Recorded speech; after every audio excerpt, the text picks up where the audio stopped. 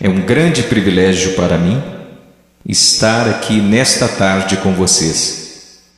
Antes de começarmos a falar qualquer coisa, eu gostaria de ir ao Senhor em oração. E eu vou pedir que você ore.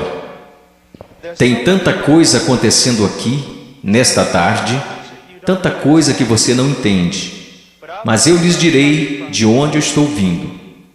Eu pregarei como moribundo, para homens moribundos, e mulheres e jovens. E eu vou pregar como se eu nunca mais fosse pregar novamente. E eu lhes direi coisas que vocês irão entender errado. E eu lhes direi coisas que eles deixarão tão nervosos comigo. E eu lhes direi coisas que vocês negarão. E eu lhes direi coisas e vocês dirão que eu não tenho o direito de lhes dizer o que estou dizendo. Mas antes de você chegar a qualquer conclusão sobre o que está sendo dito aqui nesta tarde, faça a si mesmo uma pergunta. Veja, pregar é uma coisa muito perigosa. É perigoso para mim, pois a Bíblia diz que sobre falsos mestres virá grande condenação. Se o que eu lhes disser hoje não for verdade, eu estou encrencado e por isso tenho que fazê-lo com temor e tremor, porque eu estarei condenado diante de Deus. Mas se o que eu disser para vocês hoje for verdade, então são vocês que têm motivo para temer e tremer. Porque se eu interpretar corretamente esta passagem das Escrituras que eu lhes darei, será como se Deus estivesse falando através de um homem. E seu problema não será comigo, será com Deus e sua palavra. Então a única questão a ser decidida aqui, nesta tarde, é esta: é este homem à nossa frente um falso profeta? Ou será que ele está nos falando a verdade? E se ele estiver nos falando a verdade, então nada mais importa, exceto conformar nossas vidas a esta verdade. Vamos ao Senhor em oração.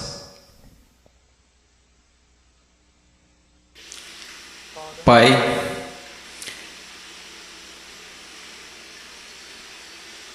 Pai, o Senhor tão pequeno,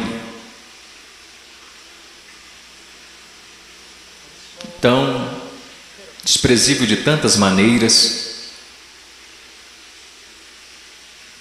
Tu sabes, Senhor, Tu sabes.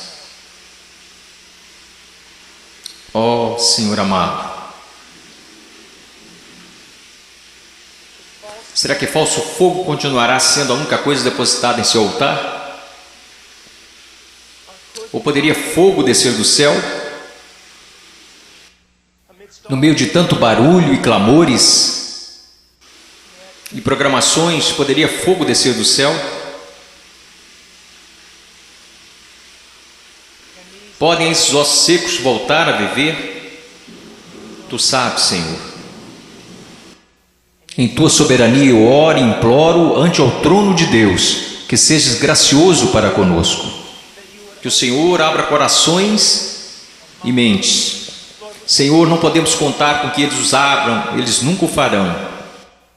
Abra seus corações e mentes e faça com que eles vejam a verdade bíblica. Sopre sobre eles, conceda arrependimento, conceda fé. Traga-os ao Teu reino, Senhor. Para a Sua glória, pelo Seu grande nome, realize estas coisas. Senhor, como o irmão falava, que seja, Senhor, de tal forma que nenhum homem obtenha crédito, que nenhum homem ponha a mão na arca do Senhor e se pôr que caia morto, Senhor. Ó Deus, faça-se presente entre nós, por favor, pois não temos outra esperança, não temos nenhuma outra esperança. Estas crianças não têm outra esperança, a não ser que o Senhor haja. Amém. Estarei ensinando em Mateus capítulo 7. Se vocês têm suas Bíblias, sigam-me. Mateus capítulo 7, versículo 3, Jesus disse: entrai pela porta estreita, porque larga é a porta, espaçoso o caminho que conduz à perdição, e muitos são os que entram por ela. E porque estreita é a porta e apertado o caminho que leva à vida, e poucos há que a encontrem. Acautelai-vos, porém, dos falsos profetas que vêm até vós vestidos como ovelhas, mas interiormente são lobos devoradores. Por seus frutos conhecereis. Porventura colhem-se uvas dos pinheiros ou figos dos abrolhos? Assim toda árvore boa produz bons frutos, e toda árvore má produz frutos maus. Não pode a árvore boa dar maus frutos, nem a árvore má dar frutos bons. Toda árvore que não dá bom fruto corta-se e lança-se no fogo. Portanto, pelos seus frutos os conhecereis. Nem todo que me diz, Senhor, Senhor, entrará no reino dos céus, mas aquele que faz a vontade de meu Pai que está nos céus. Muitos me dirão naquele dia: Senhor, Senhor, não profetizamos nós em teu nome, e em teu nome não expulsamos demônios, e em teu nome não fizemos muitas maravilhas? E então lhes direi abertamente: nunca vos conheci. Apartai-vos de mim, vós que praticais a iniquidade. Todo aquele, pois, que escuta estas minhas palavras e as pratica, semelhá-lo-ei ao homem prudente, que edificou sua casa sobre a rocha, e desceu a chuva e correram rios, e assopraram ventos e combateram aquela casa, e não caiu, porque estava edificada sobre a rocha. E aquele que ouve estas minhas palavras e não as cumpre, compará-lo-ei a um homem sensato, que edificou a sua casa sobre a areia. Desceu a chuva, correram rios e assopraram ventos, e combateram aquela casa, e caiu, e foi grande a sua queda. Eu estou aqui hoje. Eu não estou preocupado no meu coração com a sua autoestima. Eu não estou preocupado no meu coração se você se sente bem consigo mesmo, se a vida está do jeito que você queria, ou se a sua conta bancária está no verde. Só tem uma coisa que me tirou o sono. Só tem uma coisa que me preocupou durante a manhã toda, e é isto: em 100 anos, a maioria das pessoas neste prédio possivelmente estarão no inferno. E muitos que até mesmo professam Jesus Cristo como Senhor, passarão a eternidade no inferno. E você diz: pastor, como você pode dizer uma coisa como esta? Eu posso dizer uma coisa como esta, pois eu não realizo meu ministério na América. Eu prego a maior parte do tempo na América do Sul, África e leste europeu. E eu quero que você saiba que quando olham para o cristianismo americano, ele é mais baseado em uma cultura sem Deus do que na palavra de Deus. E tantas pessoas são enganadas, e tantos jovens são enganados, e tantos adultos são enganados em crer que por terem feito uma oração uma vez em suas vidas, eles irão para o céu.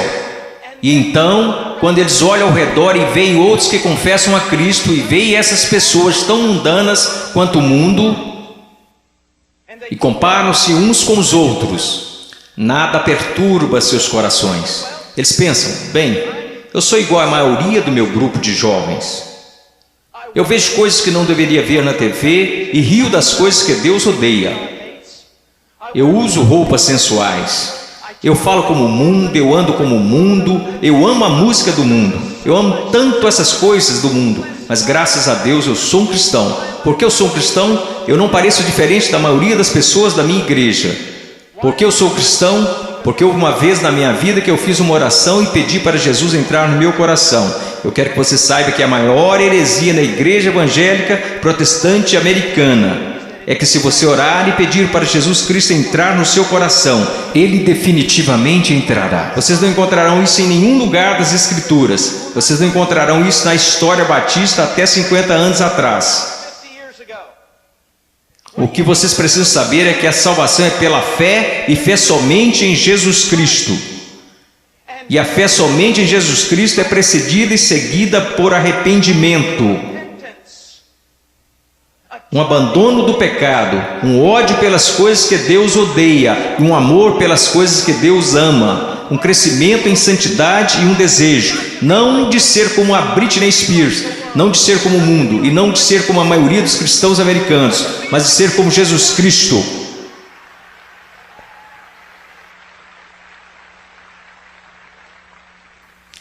Eu não sei porque vocês estão aplaudindo, eu estou falando de você. Eu não vim aqui para ouvir améns, eu não vim aqui para receber aplausos, eu estou falando de você. Muitas vezes as pessoas vêm a mim e dizem: eu adoraria segui-lo até a Romênia, adoraria segui-lo à Ucrânia, eu adoraria pregar onde você prega e onde plantou igreja no Peru, na floresta. E eu digo: não, você não iria. Eles dizem: sim, eu iria. E eu digo: não, você não iria, porque você seria expulso da igreja de lá. O que precisamos ver? Eu não estou querendo ser duro apenas para ser duro. Vocês têm noção de quanto amor é necessário para ficar na frente de 5.000 pessoas e dizer que o cristianismo americano é quase completamente errado? Você sabe o que vai me custar nunca mais ser chamado para algo assim? Ser impopular? Você sabe por que você faz isso? Você não faz porque você vai ser bem pago. Você não faz isso porque os homens te amam. Você faz isso porque você ama os homens e, acima de tudo, você quer honrar a Deus. Eu quero lhe dizer uma coisa. Nós vamos olhar para as Escrituras e eu quero que você olhe para ela como ela realmente é. Pare de se comparar com outros que dizem que são cristãos, que se comparam com outros que dizem que são cristãos. Compare-se mesmo com as Escrituras. Quando alguém, um jovem, vem a um pastor ou pastor de jovens e diz: eu não tenho certeza se sou salvo. O pastor de jovens geralmente vai lançar um clichê.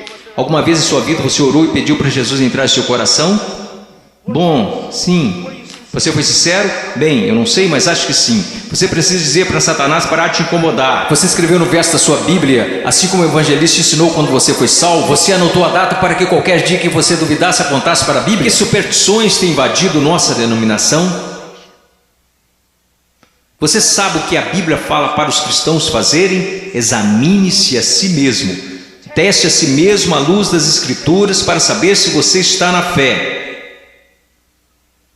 Teste a si mesmo para saber se você é um cristão. Você consegue ver que se o Senhor liberasse todos aqui e mandasse vocês baterem em cada porta dessa cidade, você sabe o que descobriríamos? 99% das pessoas, pelo menos nessa cidade, acredita que são cristãos. Se você voltar para a sua cidade natal e bater em cada porta de cada casa, porque eu voltei para a minha cidade natal, quando fiz salvo e bati em cada porta, e você sabe o que eu descobri? Todo mundo na minha cidade é um cristão. 85% deles não vão à igreja, e aqueles que vão à igreja não estão preocupados com santidade. Eles não estão preocupados em servir, não estão preocupados em ser separados do mundo, não estão preocupados se o evangelho será pregado entre as nações. Mas graças a Deus eles são salvos. Por que eles são salvos? Porque algum evangelista que deveria ter passado mais tempo estudando sua Bíblia do que pregando, disse a eles que eles eram salvos. E ele disse isso para que depois pudesse gabar de quantas pessoas se converteram no seu próximo avivamento. Eu amo vocês. E existem homens aqui que amam vocês. E eu quero ir às Escrituras agora que eu choquei para a vida. Eu quero que vocês me ouçam. Ouça a palavra de Deus e comece a se perguntar algumas perguntas. Antes de tudo, entrai pela porta estreita, porque larga é a porta, espaçoso o caminho que conduz à perdição, e muitos são os que entram por ela. Existe uma porta estreita. E sabe, historicamente, uma das razões pela qual sou um Batista do Sul é porque os Batistas do Sul sempre foram rápidos, enquanto outras denominações falharam em perceber isto. Os Batistas do Sul sempre foram rápidos em perceber que é só uma porta. Só há um Deus. Só há um mediador entre Deus e os homens. Seu nome é Jesus Cristo, e não é uma questão de múltipla escolha. Não é como se todos os caminhos levassem a Roma. Como denominação, nós sempre ensinamos às pessoas o que Jesus ensinou às pessoas. Eu sou o caminho, a verdade e a vida, e ninguém vê ao Pai senão por mim. Então eu louvo a Deus por isso, que a única forma que qualquer ser humano nesta terra será salvo é por meio de Jesus Cristo. E ponto final. Porque você precisa entender que a Bíblia diz: todos pecaram e destituídos estão da glória de Deus, e vocês não têm ideia do que isso significa. Que nascemos totalmente depravados, odiando a Deus. Que nós nunca buscaríamos a Deus, nunca iríamos a Deus. Nós nos rebelamos contra Deus, quebrando toda a lei. Não é só uma questão de que você já pecou. A questão é: você nunca fez nada além de pecar. A Bíblia diz nos profetas que até as nossas maiores obras são como trapos de imundícia perante Deus. E por causa disso, você sabe o que merecemos? A ira de Deus, o ódio santo de Deus. E vocês dizem: espere um pouco, Deus não pode odiar ninguém, Deus é amor. Não, meu amigo, você precisa entender uma coisa: Jesus Cristo ensinou, os profetas ensinaram, os apóstolos ensinaram isto. que a não ser a graça de Deus revelada em Jesus Cristo, nosso Senhor, a única coisa que resta para você é a ira, a violenta ira de Deus. E por causa de sua rebelião e de seus pecados. Quando fala em universidades, eles sempre são rápidos em dizer: não, Deus não pode odiar porque Deus é amor. Mas eu digo, Deus tem de odiar porque Ele é amor. Veja, eu amo crianças, portanto odeio aborto. Se eu amo o que é santo, devo odiar o que não é santo. Deus é um Deus santo, e isso é algo que os americanos esqueceram. Muitas das coisas que você adora fazer, Deus odeia. Você sabia disso? Ore por avivamento. Você vai para a reunião de jovens e quer que Deus seja, mas antes de ir você assiste programas na TV que Deus absolutamente abomina. E então você se pergunta por que o Espírito Santo não desceu sobre nós e por que você tem que criar falso fogo e falso entusiasmo. Porque Deus não está presente. Deus é um Deus santo, e a única maneira pela qual eu e você poderíamos nos reconciliar com Deus santo é pela morte do Filho unigênito de Deus, quando ele foi pendurado naquele madeiro. Agora escutem, se você hoje é salvo, você não foi salvo porque os romanos judeus rejeitaram Jesus. Você não foi salvo porque eles colocaram uma coroa de espinhos na sua cabeça, nem foi salvo porque eles perfuraram o tórax de Jesus com uma lança. Você não foi salvo nem mesmo porque eles o pregaram na cruz. Você sabe por que você é salvo? Se você é salvo, porque quando Jesus Cristo estava pendurado naquela cruz, Ele levou os seus pecados, o pecado do povo de Deus, e toda a violenta ira de Deus que deveria ter caído sobre você, caiu sobre seu único filho. Alguém tinha que pagar o preço, alguém tinha que morrer. Foi Deus, o Pai, quem esmagou seu único filho, de acordo com Isaías 53, ao Senhor agradou moê-lo. As pessoas dizem: a cruz é um sinal de quanto o homem é valioso. Isso não é verdade. A cruz é um sinal de quão depravado nós realmente somos. Que levou à morte o Filho único de Deus. A única coisa que poderia salvar pessoas como nós foi a morte do único Filho de Deus, sob a ira de seu próprio Pai, pagando o preço, levantando dos mortos, poderoso para salvar. Este é o Evangelho de Jesus. Agora, o que você é chamado para fazer? Você diz: entrar pela porta estreita. Como você faz isso? Jesus disse: o tempo é chegado, o reino de Deus se aproxima. O que você deve fazer? Em Marcos ele nos diz: arrependa-se e creia no Evangelho. Você diz: irmão Paul, eu fui salvo orando e pedindo para Jesus entrar no meu coração. Eu tenho certeza que você o fez, mas você não foi salvo por uma fórmula mágica ou por causa de algumas palavras. Você foi salvo porque se arrependeu de seus pecados e acreditou. E não foi uma coisa isolada, você continua fazendo até hoje. Porque Jesus, numa tradução mais correta deste verso, falou: o reino de Deus se aproxima, o tempo é chegado. Agora passem o resto de suas vidas se arrependendo de seus pecados e crendo em mim. Conversão não é como uma vacina. Ah, eu fiz isso, ou me arrependi, eu criei. A questão é, meu amigo, você continua se arrependendo de seus pecados? Você continua crendo? Porque aquele que começou boa obra em vocês também a terminará. Ele terminará. Nós, os batistas do Sul, pregamos que você deve ir por essa única porta, que é Jesus Cristo. Mas nós, batistas do Sul, esquecemos algo. E eu quero que pastores de jovens e outros líderes escutem-me, pois nós esquecemos um ensinamento muito importante do Evangelho. Diz que não só a porta é estreita, mas o caminho também é estreito. O que basicamente fazemos é conduzir uma pessoa a Cristo ou conduzimos alguém a uma oração. E aí essa pessoa passa o resto da vida vivendo igual ao mundo. Se você quiser negar isso, eu posso trazer as estatísticas para te provar. Várias pesquisas, censos, qualquer tipo de pesquisa que você pensar.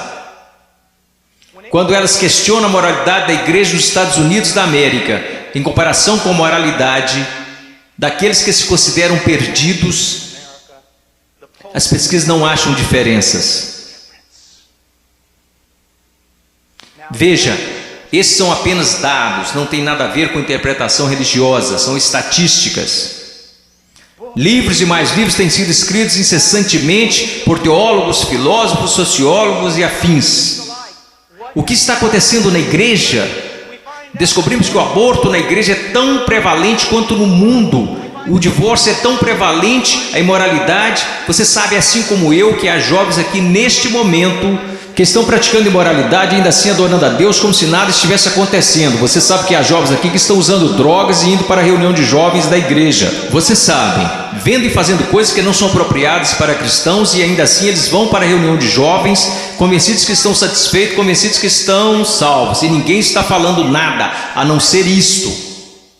Eles são cristãos carnais, eles são cristãos de verdade, só são carnais. Esta é uma doutrina que começou no seminário batista, que não era um seminário dos batistas do sul, muitas décadas atrás. Essa doutrina não é bíblica e não é histórica. Meu caro amigo, ser cristão carnal não existe. Você diz, espere um pouco, irmão, um pouco. 1 Coríntios capítulo 3, não sois porventura carnais? Paulo disse isso? Não, isso foi o que Paulo disse. Você precisa ler o livro todo para saber o que ele queria dizer. Um dos nossos problemas, juventude, escutem-me, a maior parte do nosso cristianismo é baseado em clichês que lemos nas camisetas cristãs. A maior parte do nosso cristianismo vem de músicos e não da Bíblia. A maior parte das coisas que a gente acredita ser verdade é ditado pela nossa cultura e não pela Bíblia. A Bíblia não ensina que uma pessoa pode ser um cristão genuíno e viver em constante carnalidade, perversidade, pecaminosidade todos os dias de sua vida. Mas a Bíblia ensina que o cristão genuíno recebeu uma nova natureza. O cristão verdadeiro tem um pai que o ama, que o disciplina, cuida dele e que se importa com ele. Meu coração está quebrantado porque você sabe tanto quanto eu, jovens. Não sejamos hipócritas, não vamos esconder a verdade. Há muita gente assim, você os conhece, você pode ser um deles, ou ao menos sabe que tem um no seu grupo de jovens. Eles vão às reuniões, eles fazem todas as coisas, mas em seus corações eles são tão depravados quanto se pode ser. Não há diferença, não há luz. Tudo que o mundo faz, eles também fazem, está tudo bem assim. Meu amigo, isso não é cristianismo. Não estão correndo o perigo de perder o galardão, eles estão correndo o perigo de ir para o inferno. Eles não conhecem a Deus. O que nós ensinamos? Quando foi a última vez que você ouviu alguém falar que não existe apenas uma porta estreita, mas também um caminho estreito? Jesus indica que um dos principais sinais para saber se você é um cristão de verdade é se você anda no caminho estreito. Você sabe qual é o sinal para saber se você é um cristão na América? Você fez uma oração uma vez? Não é incrível? O que você se pergunta quando duvida da sua salvação? Se você fez uma oração de salvação uma vez, o que as Escrituras ensinam? Examinai-vos e provai a vós mesmos para saber se realmente estáis na fé, porque um cristão será diferente. Estou dizendo que um cristão é sem pecado? Não, porque aprendemos em 1 João que os cristãos pecam. Se dissermos que não conhecemos o pecado, então não conhecemos a Deus, não andamos na luz. Então qual é a diferença? Onde eu quero chegar? Eu estou chegando até aqui. Se você é genuinamente um cristão nascido de novo, um filho de Deus, você andará pelo caminho da justiça, como estilo de vida. E se você se desviar desse caminho de retidão, o Pai virá até você. Ele irá discipliná-lo, ele o colocará de volta naquele caminho. Se você professa que entrou pela porta estreita, mas continua andando pelo caminho largo, assim como todos da sua escola, assim como todos que são carnais e depravados, a Bíblia quer que você saiba que você deveria ficar terrivelmente amedrontado, porque você não conhece a Deus. Eu temo homens que passam a maior parte de suas vidas dizendo às outras pessoas que elas são salvas. Eu tenho medo de você se você já fez isso. Você não diz às pessoas que elas são salvas, você as diz como serem salvas. Deus as diz se elas são salvas. O que nós esquecemos de acreditar é que a salvação é uma obra sobrenatural de Deus. E aqueles que estão sendo genuinamente convertidos e regenerados pelo poder do Espírito Santo serão novas criaturas. A Bíblia diz, pelo que se alguém está em Cristo, nova criatura é. Então nós encontramos aqui nas Escrituras que há uma porta estreita e um caminho estreito. Estamos indo para o versículo 15. Acautelai-vos, porém, dos falsos profetas que vêm até vós vestidos como ovelhas, mas interiormente são lobos devoradores. Por seus frutos os conhecereis. Uma das coisas que você precisa entender é isto, uma coisa que um homem sábio me disse há muito tempo: Paul, seu melhor amigo é aquele que te diz as maiores verdades. Nos Estados Unidos da América, nós nos tornamos tão cheios de não me toques que ninguém pode nos repreender. Ninguém pode nos dizer que estamos errados. E ministros e líderes também têm acreditado nessa mentira. Nós não queremos ofender, nós queremos ser amigáveis. O que você precisa entender é que só um amigo verdadeiro, seu nome é Deus. E se você quer ser amigo de alguém na sua igreja, você precisa ser amigo de Deus. E você precisa estar mais preocupado com a glória de Deus do que você está com as atitudes dos homens.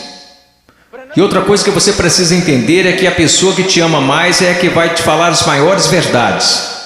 Uma das grandes marcas diferenciais de um falso profeta é que ele sempre vai falar o que você quer ouvir. Ele nunca vai estragar a festa. Ele vai fazer você continuar batendo palmas, pulando, vai fazer você ficar atordoado, ele vai te manter entretido, e ele te apresentará um cristianismo que fará a sua igreja parecer um parque de versões de Jesus. E te manterá tão entretido que você nunca se preocupará com grandes assuntos como este. Deus está agindo em minha vida? Eu estou crescendo em santidade? Eu realmente nasci de novo? Escutem-me, se todos nessa cidade acreditam que são salvos, nós sabemos que isso não é verdade pelas Escrituras, porque a Bíblia diz que poucos vão entrar. Como você sabe que você é salvo? Como você realmente sabe que é salvo? Porque alguém te disse? Porque você fez uma oração? Porque você acreditou? Deixe-me te perguntar, como você sabe que acredita? Porque todo mundo diz que acredita. Como você sabe que não é igual a eles? Você sabe como a Bíblia ensina que você sabe se é salvo? Você sabe como a doutrina batista até 50 anos atrás diria que você sabe que é salvo? Você sabe que foi salvo porque sua vida está num processo de transformação. E seu estilo de vida é de alguém que anda nos caminhos da verdade do Senhor. E quando você para de andar nos caminhos da desobediência, como todos nós fazemos, Deus vem até você e te põe de volta no caminho. Uma das maiores evidências que você nasceu de novo é que Deus não permitirá que você fale como sua carne quer falar. Deus não permitirá que você se vista como um mundo sensual e igreja sensual. Permite que você se vista. Deus não permitirá que você ande como o mundo, cheire como o mundo, fale como o mundo, escute as coisas que o mundo escuta. Deus fará diferença na sua vida. Diz aqui, ao continuarmos, versículo 17. Então todos, quero dizer, vamos ao versículo 16. Você os conhecerá pelos seus frutos. Como você reconhece um falso profeta? E uma aplicação mais ampla aqui nas Escrituras. E como você sabe que alguém é um cristão genuíno? Pelos seus frutos. Pelos seus frutos, meus amigos. Veja a sua vida, veja o jeito que você anda, veja o jeito que você fala, veja para as paixões do seu coração. Por acaso Jesus está aí em algum lugar, ou ele é só um acessório que você acrescenta em sua vida? Ou é só uma coisa que você faz nas quartas e domingos? Ele é só alguém que você aceita apenas intelectualmente, mas não de coração? Ele é um acessório, ou ele é o centro da sua vida? E qual é o fruto que você está produzindo? Você parece com o mundo, age como o mundo? Você experimenta as mesmas alegrias que o mundo experimenta? Você consegue amar o pecado e gostar de cometê-lo? Você consegue amar a rebeldia e gostar de ser rebelde? Então você não conhece a Deus. Você os conhecerá pelos seus frutos. Deus tem o poder para mudá-los. Imaginemos por um momento Jesus ensinando esta passagem. E você está lá ouvindo. E ele olha para você e diz: espinhos, espinhos. Você acha espinhos em figueiras? E você diz: é claro que não, Jesus. Você não é um agricultor, você não é um fazendeiro, você é um carpinteiro, mas todo mundo sabe, Jesus, você não encontra espinhos numa figueira. Então deixe-me fazer outra pergunta. Você encontra figos bons, frutos em espinheiros? É claro que não, Jesus, isso é loucura. Quer dizer, você nunca vai achar espinhos numa figueira e também nunca encontrará figos num espinheiro. Jesus, se me disserem que isso é possível, pode tomar nota. Ou essa pessoa é louca ou é mentirosa. Então Jesus lhe responde: muito bem.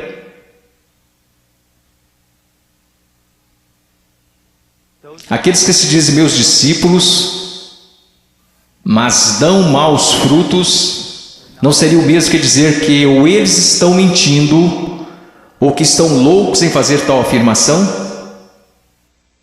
Deixe-me levar essa ideia mais à frente. Vamos imaginar que eu apareça atrasado e entro correndo aqui na plataforma e todos os outros líderes estão zangados comigo e dizem: irmão Paul, você não considerou que lhe foi dada a oportunidade de falar aqui e você aparece atrasado? E eu digo: irmãos, vocês têm de me perdoar porque eu estava a caminho na rodovia e meu pneu furou. E eu estava trocando o pneu e enquanto isso a porca da roda saiu. E eu não estava prestando atenção, então eu corri para pegar a porca da roda. Assim que eu a peguei no meio da rodovia, eu levantei, tinha um caminhão de carga de 30 toneladas vindo a uns 200 km por hora, uns 10 metros à minha frente. E aí ele me atropelou e é por isso que eu estou atrasado. Só existiriam duas explicações lógicas. Eu sei, ninguém mais estuda lógica. Mas só existiriam duas conclusões lógicas. Eu sou um mentiroso. Eu sou um maluco. Você diria: irmão Paul, é absolutamente absurdo, é impossível ter um encontro com algo tão grande como um caminhão de carga e não mudar de estado. E minha questão para você é a seguinte: o que é maior, um caminhão de carga ou Deus? Como é que tantas pessoas hoje professam ter tido um encontro com Jesus Cristo e ainda assim não são permanentemente transformados? Deixe-me dar-lhes algumas coisas para pensar. Você sabe que eu estou lhes dizendo a verdade. Quantas vezes você vai e rededica sua vida de novo e de novo e de novo? Quantas vezes os grupos de jovens veem a coisas como esta e ficam empolgadíssimos e voltam para a igreja e dura cerca de uma semana e meia. E mesmo assim dizem: ó, foi um grande mover de Deus. Não foi não. Se não durou é porque não foi um mover de Deus, foi emoção. Foram tantas coisas, mas não foi um grande mover de Deus. Deus trabalhou em sua vida. Deus está trabalhando em sua vida. Você os conhecerá pelos seus frutos. Você os conhecerá pelos seus frutos. Prosseguindo. Versículo 19. Toda árvore que não dá bom fruto, corta-se e lança-se no fogo. Portanto, pelos seus frutos conhecereis. Escute isso, você precisa entender algo acerca da literatura hebraica. Quando queremos enfatizar algo, sabe o que fazemos? Aumentamos o tom de nossa voz. Se estamos escrevendo, colocamos em negrito ou em maiúsculo. Mas para o judeu era diferente. Quando ele quer enfatizar algo, ele repete e repete. Por isso que encontramos paralelismo hebraico no livro de Provérbios: o ímpio viverá na terra, o ímpio será destruído. Ele está dizendo a mesma coisa, só que de um jeito diferente, para dar mais ênfase. É isso que Jesus está fazendo o tempo todo aqui. Pelos seus frutos conhecereis, pelos seus frutos conhecereis. Vocês os conhecerão pelo caminho que eles andam, pelos seus frutos conhecereis. Pelos seus frutos os conhecereis. Ele diz: toda árvore que não dá bom fruto, corta-se e lança-se no fogo. Sobre o que ele está falando, meu caro amigo? Ele está falando sobre o juízo do Deus Todo-Poderoso, que um dia cairá sobre o mundo, que um dia possivelmente poderá cair sobre você. Oh, meu caro amigo, eu não consigo olhar o seu coração. Eu sou tão facilmente enganado pelo meu próprio coração. Mas há um que não é enganado. Há um que não é enganado. Ele não é enganado por uma cultura cristã pós-moderna. Ele sabe. Pelos seus frutos os conhecereis. Então ele continua. E ele diz isto: Versículo 21, nem todo que me diz Senhor, Senhor entrará no reino dos céus, mas aquele que faz a vontade de meu Pai que está nos céus. Você sabe o que a sua profissão de fé em Jesus vale? Absolutamente nada. Sim, você leu esta passagem? Estude-a. Nem todo que me diz Senhor, Senhor, nem todos que professam Senhor, Senhor, entrará no reino dos céus. Muitas pessoas dirão Senhor, Senhor, mas não entrarão no reino dos céus. Meus filhinhos, você é um deles? Senhor, Senhor. Agora vamos voltar para a literatura hebraica. Ele diz Senhor, Senhor, ele não diz Senhor. Ele diz Senhor, Senhor, o que isso significa? Esse sujeito que está fazendo profissão não é alguém que de repente decidiu. É o dia do juízo, é melhor confessá-lo como Senhor. Essa é uma pessoa que professa enfaticamente aos outros que Jesus é o Senhor. Ele anda por aí dizendo que Jesus é o Senhor, ele dança enquanto os músicos estão tocando e diz que Jesus é o Senhor. Ele canta dizendo Senhor, mas Jesus diz a ele, afasta-te de mim, eu não te conheço. Billy Graham é uma das pessoas mais amáveis e bondosas, e ainda assim ele diz que a maioria das pessoas das igrejas confessionais estão perdidas. Ele diz que ficaria feliz se ao menos 5% das pessoas que fizeram uma profissão de fé em suas cruzadas evangelísticas fossem de fato salvas. Quando estou na Nigéria, eu estive lá no ano passado visitando a mãe cujo filho estava em nossa igreja e que foi assassinado por muçulmanos. No norte da Nigéria, se alguém confessa Jesus Cristo, você meio que já sabe que é verdadeiro. Por quê? Porque eles podem morrer por causa dessa confissão, mas na América, considere os custos. Pense, examine a sua vida à luz das Escrituras. Você conhece o Senhor? Você conhece o Senhor? Porque nem todo que me diz Senhor, Senhor entrará no reino dos céus. Mas o que ele diz aqui, veja o que ele está dizendo. Nem todo que me diz Senhor, Senhor entrará no reino dos céus, mas aquele que faz a vontade de meu Pai que está nos céus.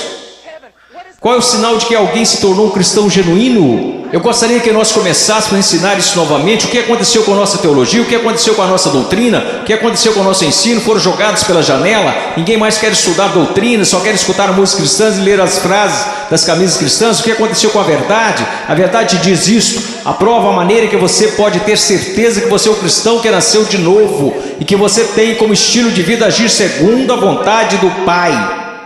E você diz, você está falando de obras. Não, eu estou falando de evidências de fé. Funciona mais ou menos assim. Sua profissão não é prova alguma de que você nasceu de novo, porque todos neste país professam ter fé em Jesus Cristo. Uma pesquisa diz que 65% a 70% dos americanos são salvos, cristãos nascidos de novo. O país mais sem Deus na face da terra mata 4.000 bebês por dia, mas graças a Deus 70% de nós são nascidos de novo. Como você sabe que esta fé que você tem não é falsa? Um estilo de vida que está preocupado em fazer a vontade do Pai, que faz a vontade do Pai, e quando você desobedece a vontade do Pai, o Espírito Santo vem e te repreende pessoalmente através da palavra de Deus, ou através de um irmão ou uma irmã em Cristo, e Deus te põe no caminho novamente.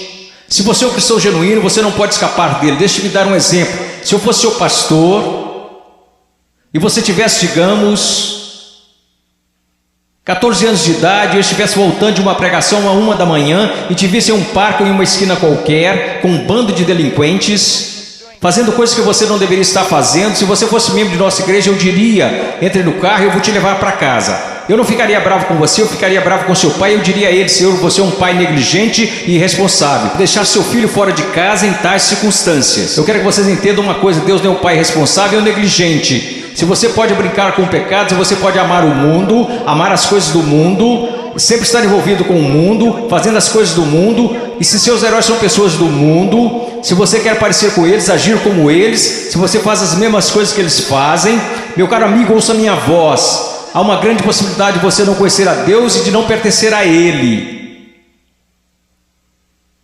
Agora finalizando. Versículo 22. Muitos me dirão naquele dia: Senhor, Senhor, não profetizamos nós em Teu nome não expulsamos demônios, em Teu nome não fizemos muitas maravilhas? Então lhes direi abertamente: nunca vos conheci. Você diz: a coisa mais importante na face da terra é conhecer a Jesus Cristo. Isto não é verdade. A coisa mais importante na face da terra é que Jesus Cristo te conheça. Eu não entrarei na Casa Branca amanhã só porque eu fui até o portão e disse que conheço o presidente. Mas eles me deixarão entrar se o presidente falar: eu conheço Paul Washer. Você pode professar conhecer a Jesus, mas a minha pergunta para você é: você conhece a Jesus? Jesus te conhece? E veja como ele descreve o homem perdido aqui. Ele diz: apartai-vos de mim, vós que praticais a iniquidade. Em grego, anomia. Uma partícula negativa, a, não, sem. A palavra nomos, lei, não lei, sem lei. E é isso que significa. Deixe-me dar-lhe uma tradução mais precisa. Apartai-vos de mim, ouçam-me. Se eu pudesse sair daqui e te abraçar falando isso, eu faria. Ouçam-me. Ele diz: apartai-vos de mim, vocês que dizem ser meus discípulos, que me confessam como Senhor, porém vivem como se eu nunca tivesse lhes dado uma lei para obedecerem. Eu acabo de descrever a grande maioria dos cristãos da América. Se alguém começa a falar de lei, se alguém começa a falar de princípios bíblicos, sobre o que devemos fazer e o que não devemos fazer, como devemos viver e como não devemos viver, todos começam a exclamar: legalista, legalista. Mas Jesus disse: apartai-vos de mim, vocês que viveram, me chamaram de Senhor, contudo viveram como se eu nunca tivesse lhes dado uma lei para seguirem. Na cristandade americana disse: passe pela porta, louve a Deus, viva como o resto do mundo, tudo bem, você só é um cristão carnal e talvez volte um dia. Você sabe o que acontece por causa do nosso péssimo evangelismo? Nós temos milhões de crianças salvas nas EBF, e quando fazem 15 anos eles entram no mundo, e a maioria deles vive como demônios. E quando estão por volta de 30 anos, eles voltam e rededicam suas vidas. Talvez eles tenham acabado de ser salvos. Porque, amigos, é mais do que você contar a alguém que você é salvo. Porque sabe que Jesus é Senhor. Satanás sabe que Jesus é Senhor. Sua vida está em processo de mudança? Então ele começa a falar sobre duas pessoas, duas fundações. Você sabe que essa passagem na interpretação contemporânea, é importante estudar teologia, é importante estudar história. A interpretação atual dessa passagem sobre a rocha e a areia é basicamente assim: se você é cristão, você precisa construir sua vida sobre a rocha, porque se você construir sua vida sobre a areia, você será um cristão infeliz, sua vida não dará certo. Isto não é o que Jesus está ensinando, e a história me apoia nisto. Quase nunca foi interpretada desta forma. Você sabe qual é a interpretação? É assim: existem dois caminhos. Há o caminho estreito e o caminho largo. Em qual você está? Há dois tipos de árvores. Tem a árvore que dá bons frutos e que vai para o céu. Tem a árvore má, e você sabe que é má porque dá maus frutos e vai para o inferno. Será cortada e lançada para o inferno.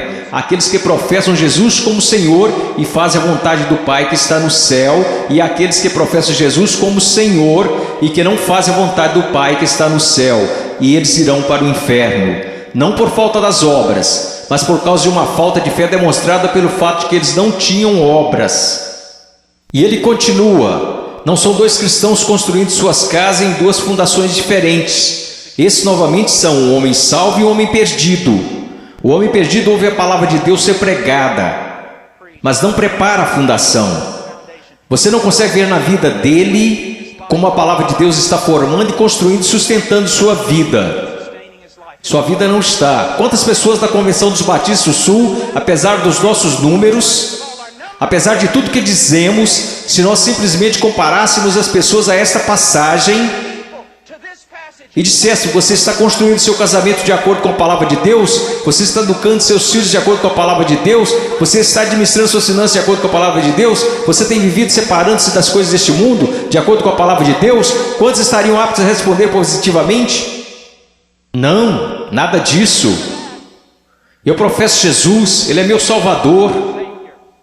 Meu professor de escola dominical me falou: Eu sei, assim como Leonard Haverhill, um conhecido meu, que antes de falecer costumava dizer: eu preguei uma só vez em várias igrejas batistas. Eu prego em muitos lugares como esse somente uma vez. Eu poderia vir aqui hoje com um vocabulário que impressionaria vocês e pregar para vocês sobre coisas que fariam vocês saírem flutuando deste salão. Eu poderia contar-lhes histórias que fariam vocês rirem, histórias sobre cachorros e vovós que fariam vocês chorarem, mas eu usamos demais para fazer isso. Eu sei porque a palavra de Deus é verdade, que existem pessoas que acreditam ser salvas, mas não são. Não são. Eu sei que alguns de vocês que olham ao redor e pensam: bem, eu sou salvo, quer dizer, eu pareço com todo mundo do meu grupo de jovem. O que faz você pensar que o seu grupo é salvo? Bem, eu sou como meus pais, ou eu sou como os adultos da minha igreja, ou os diáconos ou pastores, de que isso importa? Você não será julgado por eles no dia da vinda de Cristo. Minha pergunta para você, querido, minha pergunta para você, meu filhinho, quero dizer, vocês poderiam ser meus filhos. E eu oro para que um dia, quando meu filho crescer, que haja um pregador que fique diante dele e diga: basta, vamos nos focar. O que a palavra de Deus diz? Como a sua vida se apresentará diante do fogo ardente, que é a santidade de Deus no dia final. Amada, preciosa menina, amado, precioso jovem, no dia final a sua confissão permanecerá verdadeira. Você é salvo. E eu não estou falando de bem, eu acho que sou salvo. Sabe, é o caminho que ao homem parece direito, mas o fim dele são os caminhos da morte. Bem, eu sinto do fundo do meu coração que sou salvo. Então deixe-me fazer outra pergunta: você alguma vez já leu Que Enganoso é o Coração? Quem o conhecerá? Você não deveria ir ao testemunho das Escrituras? Bem, eu sei que sou salvo, pois minha mãe, meu pai, meu pastor, todos me disseram que sou salvo. Então eu te digo isto: o que a palavra de Deus te diz? Nós falamos tanto sobre ser cristãos radicais. Cristãos radicais não são pessoas que pulam em shows. Cristãos radicais não são pessoas que usam camisas gospel. Cristãos radicais são aqueles que carregam os frutos do Espírito Santo. Cristãos radicais são aqueles que respeitam e honram seus pais, mesmo quando sentem que seus pais estão errados. Cristãos radicais são aqueles que não... Agora escutem, isso vai deixá-los irados. E eu estou falando com garotos e garotas. Cristãos radicais são aqueles que não se vestem sensualmente para mostrar seus corpos. Se sua vestimenta é um chamariz apenas para o seu rosto, Deus se agrada da sua vestimenta. Sua vestimenta é um chamariz para o seu corpo, isso é sensual e Deus odeia o que você está fazendo. Todo mundo gosta de falar sobre um profeta, mas ninguém quer escutá-lo. E eu estou falando sobre cristianismo. Eu passei minha vida em selvas, eu passei minha vida congelando nos Andes, eu vi pessoas morrerem. Um garotinho, Andrew Myman, os muçulmanos atiraram 5 vezes o seu estômago e o deixaram morrer na calçada, simplesmente porque ele exclamava: eu estou com tanto medo, mas eu não posso negar a Jesus Cristo. Por favor, não me matem, mas eu não negarei. E ele morreu numa poça de sangue. E vocês falam sobre ser cristãos radicais porque vocês usam camisas gospel e vão a um congresso? Eu estou falando sobre santidade, eu estou falando sobre ser cheio de Deus. Você sabe o que seria mover de Deus neste local? Se todos vocês caíssem sob convicção de pecado, se eu mesmo caísse sob convicção pelo Espírito Santo e nos prostrássemos e chorássemos, pois assistimos coisas que Deus odeia, pois usamos coisas que Deus odeia, pois nós agimos como o mundo, parecemos como o mundo, cheiramos como o mundo, fazemos as mesmas coisas que o mundo e não sabemos que fazemos essas coisas porque não conhecemos a palavra de Deus. Porque mesmo que falemos como uma denominação, que a Escritura é a infalível palavra de Deus, só que ganhamos basicamente um monte de ilustrações, histórias e novelinhas. Oh, que Deus brilhe neste lugar, que viremos nossas costas para o pecado, que renunciemos às coisas que desagradam a Deus, e então que corramos para Ele, alegremos-nos nele e o amemos. Que Deus levante missionários. Eu não desejo a vocês o mesmo que seus pais. Eles querem segurança e boas casas para vocês.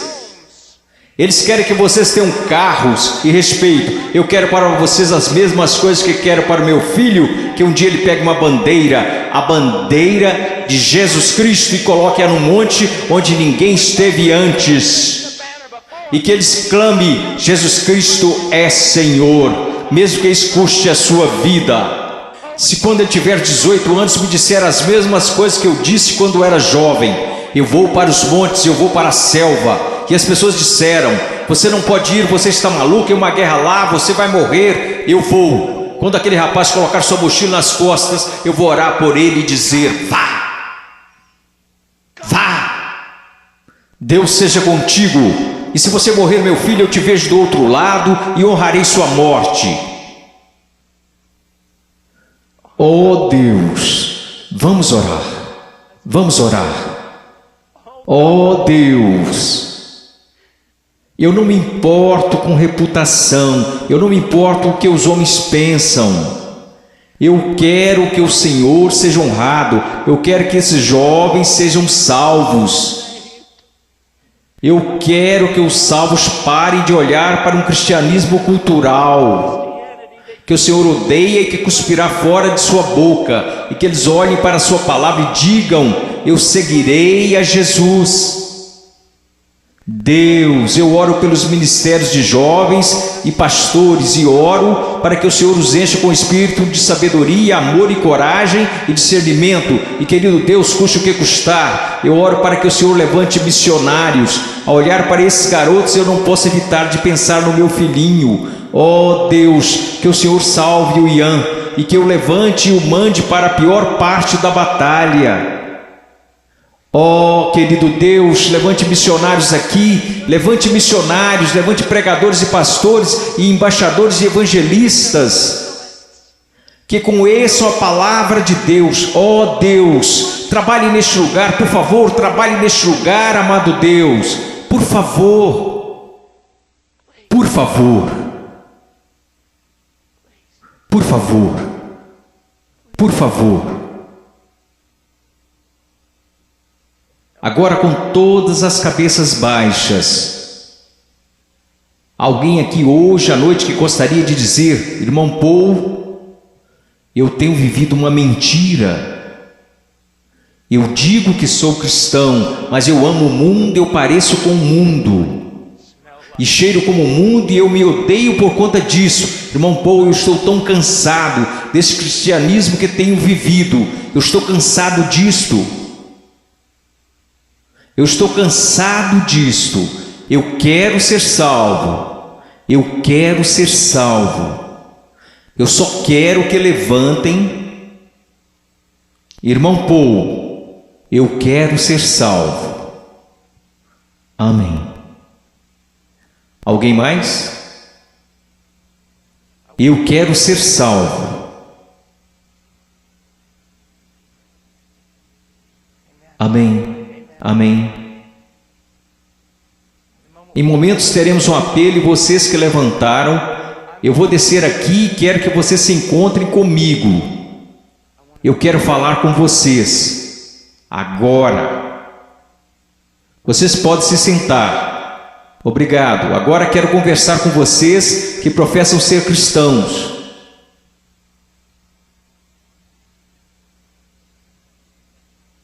Sua vida honra a Jesus Cristo? Você está olhando em sua palavra para descobrir como deve viver?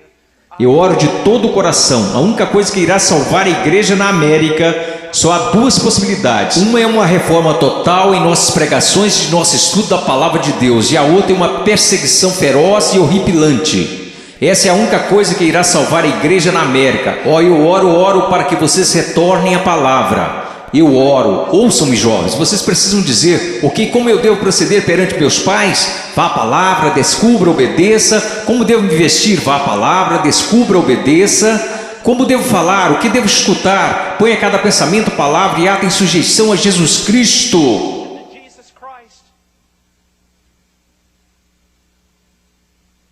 Eu não vou pedir para que você levante. Porque eu estou tão cansado de pessoas virem à frente e assumirem o compromisso e esse compromisso durar apenas 2 minutos. Eu não estou aqui para poder escrever na minha revista que zilhões de vocês vieram à frente. Eu quero que você vá para casa e viva para Jesus Cristo com todo o seu coração. Mas se você precisa de aconselhamento, você dirá: irmão Paul, eu quero viver para Jesus Cristo, mas eu não sei como. Em minutos nós iremos fazer um convite e eu quero que você venha à frente, não para assumir um compromisso. Se quiser assumir algum compromisso, faça isso daí de onde está sentado. Se precisa contar a alguém, vá contar ao seu pastor, vá contar ao seu pastor de jovens. E quer saber, nós saberemos se esse compromisso irá durar. Quer saber como? Porque irá durar. Nós saberemos se foi de Deus. Deixe-me contar-lhes uma coisa. Se você tomou a decisão de seguir a Jesus Cristo, se você tomou a decisão para ser salvo nesses 2 últimos dias, eu quero dizer algo: se você foi genuíno, durará. Se daqui a algumas semanas você voltar direto ao mundo, viver como o mundo, agir como o mundo, quero que você saiba de uma coisa: você não entendeu nada aqui neste final de semana, você foi emotivo, apenas isto. Se você realmente ganhou algo do Senhor, eu quero que você saiba, isso durará. E ainda que você tente correr disto, você não vai conseguir. Você não vai conseguir. Oh, eu amo tanto a vocês, Eu peço que todos levantemos.